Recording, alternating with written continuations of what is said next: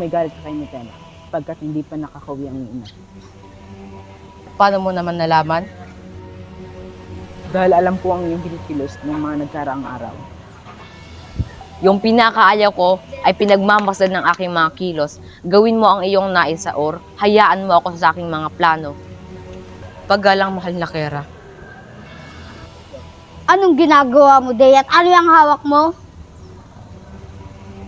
May nais akong ibigay sa iyo, ginto galing sa Piro, tanda ng aking paghingi ng tawad.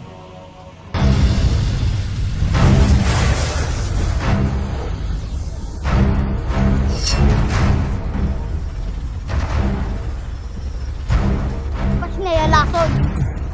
Mahal na Kera, ito na ang iyong bulaklak. Akala mo ba di ko alam ang iyong ginagawa?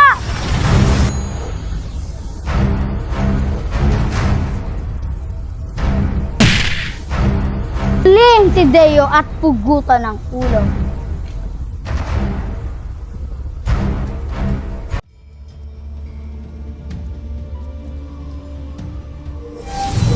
Mahal na Kera!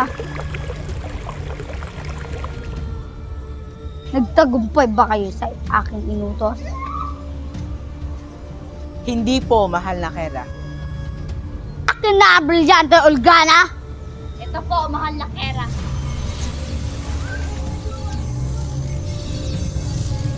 Tamang-tama sapagkat masasakyan nyo ang pagpaslang sa isang taksil na si Deo.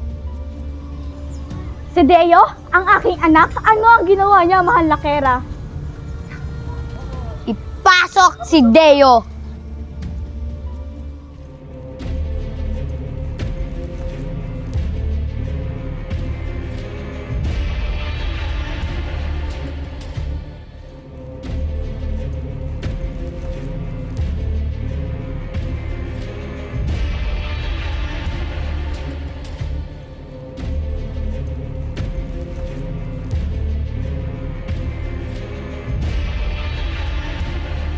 Ngunit mahal na Kera, ano ang gagawin mo sa aking anak? Naway maging silbi na sa inyo ito. Na ako ang batas. Simula na ang pagpaparusa kay Deo. Mahal na Kera, patawarin niyo ang aking anak. Parang awa niyo na, mahal na Kera. Gagawin ko ang lahat. Magluhod mo na ko sa inyo. Patawarin niyo lang ang aking anak. Tumigil ka! Pugutan ng ulo si Deo! Shadow!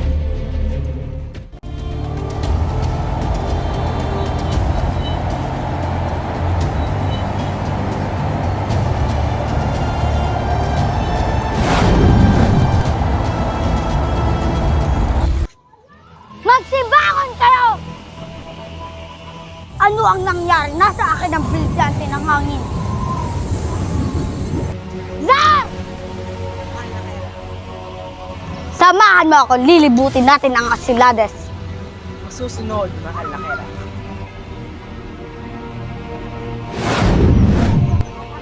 Deo, gamitin mo siya gamit ng brilyante ng lupa. Brilyante ng lupa, inuutusan kita na gamutin mo ang ulirat ni Deo upang madali siyang magising.